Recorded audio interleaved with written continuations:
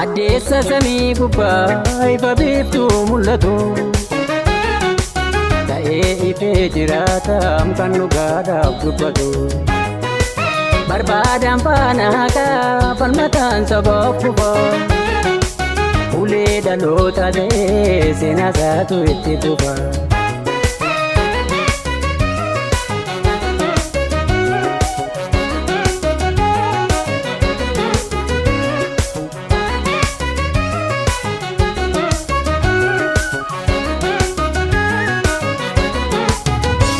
Onnataa sabaaf lolu gameessa bojaal boru beekaa gara balleessa barsiisaadha ogeessa jajaal boruu gurmeessa yoomuu jirtaam nu keessa dhugaa saba keef kuftee jiraatta itti fufte.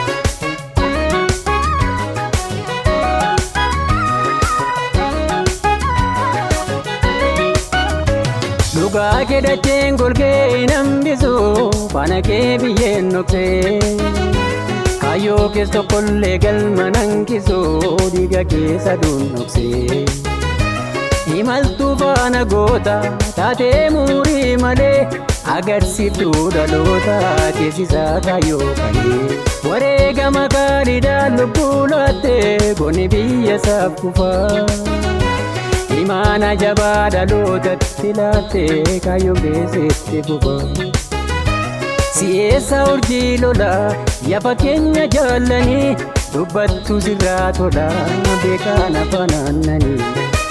Osoo hin jiraanne ofii jiruu gaarii kan dhugaa bobbaatanii gotoowwan kaleef jaallanarraa saba wabii taatanii.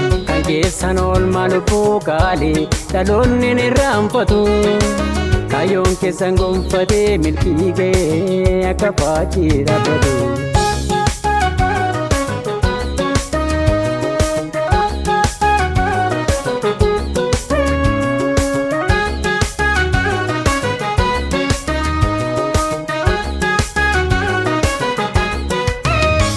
Addeessa samii gubbaa ifa biiftuu mul'atu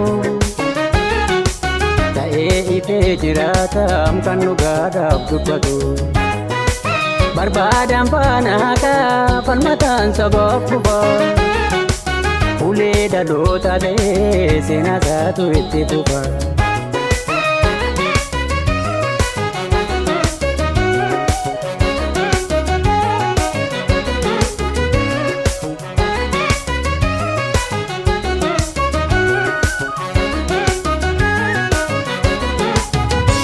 Jabaa sanyiinsa oru si yaadanna jalboru dhugaan kee mucucaatu seenaa kee ilmi nyaatu sinin duunarraa boru seenaatu si yaadata Oromoon nufaa darbaa maqaa keessan naadata.